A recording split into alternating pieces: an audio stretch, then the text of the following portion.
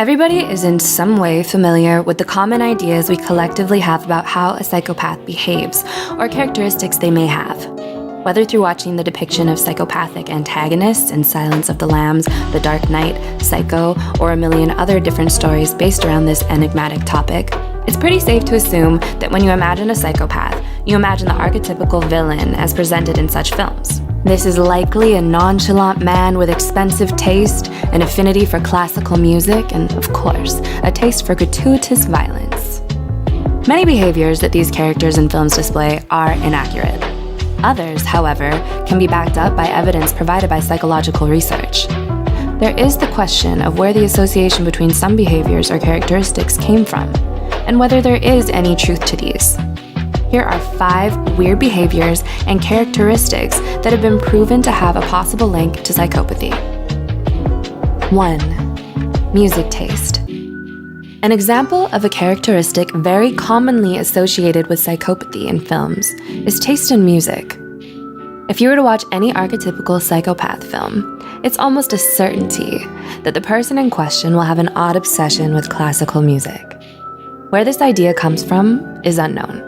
But there is, however, evidence that your taste in music could reveal how psychopathic you are. A psychology study was done on this topic by researchers at New York University, including Dr. Pascal Wallish.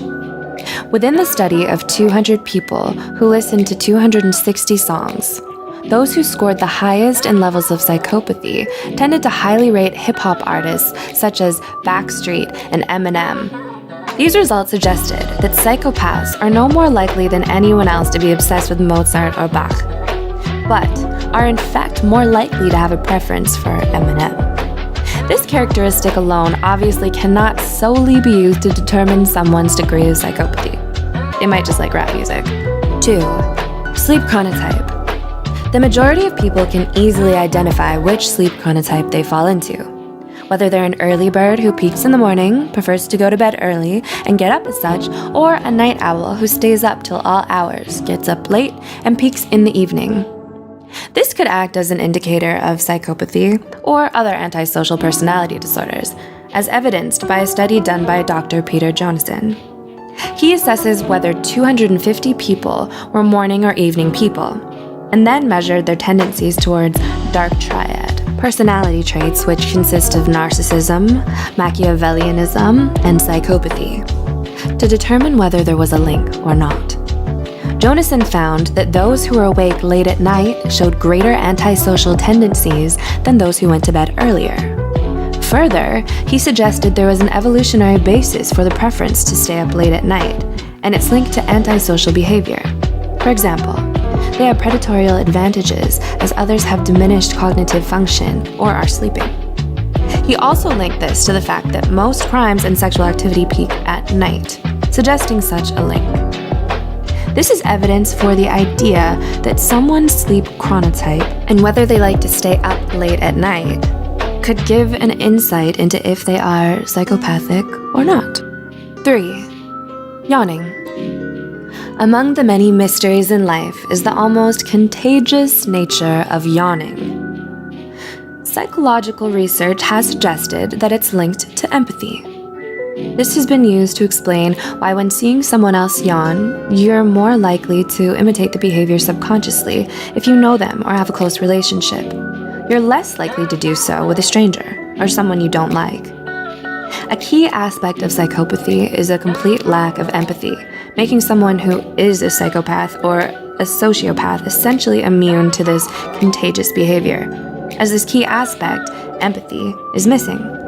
Researchers at Baylor University conducted a study about this with 135 participants who took the Psychopathic Personality Inventory Revised, or PPPI-R, and then a contagious yawn experiment. The cold-heartedness part of the psychopathy scale was found to have a strong correlation to whether or not the person yawned. The more cold-hearted and less empathetic a subject was, the less likely they were to yawn. Try doing a mini experiment where you go to work or school, for example. Try and observe whether there's a difference in this behavior between people who are very kind and compassionate and those who are more indifferent and nonchalant. Be sure to comment down below what you find. 4. Posting selfies. Using social media and posting content such as selfies online these days is common and something everyone does. But we all know someone who is constantly filling your feed with countless photos of themselves. This has been suggested to be a possible indicator of how psychopathic they are.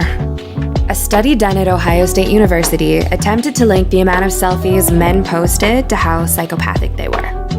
They did this using a sample of 800 men aged 18 to 40. They found the expected link between how narcissistic, an antisocial trait, and self-objectifying these men were, and how many selfies they posted online. This also increased with those who edited their photos before posting. They also found that these men who posted more selfies also scored highly on their levels of psychopathy, which means the scores were above average. If you know any men, or are someone who very frequently posts selfies on Instagram or Snapchat, this could be a sign of higher levels of antisocial traits, such as narcissism and, more importantly, psychopathy. And lastly, sense of smell. A weirder characteristic that has been suggested to have a link to psychopathy is the sense of smell. Having an impaired sense of smell could be linked to psychopathy, according to a study done by Mehmet Mahmout and Richard Stevenson from Sydney Macquarie University. Using a sample of 79 diagnosed non-criminal psychopaths aged 19 to 21, they conducted an experiment where the participants had to identify and discriminate scents. They did this using sniffing sticks. 16 different scented pens, like orange, coffee, leather, and so on. They found that participants, who were all confirmed as psychopathic, had issues identifying scents and discriminating them from others. Those are the participants who scored highest on a standard scorecard of psychopathic traits did the worst on both measured aspects.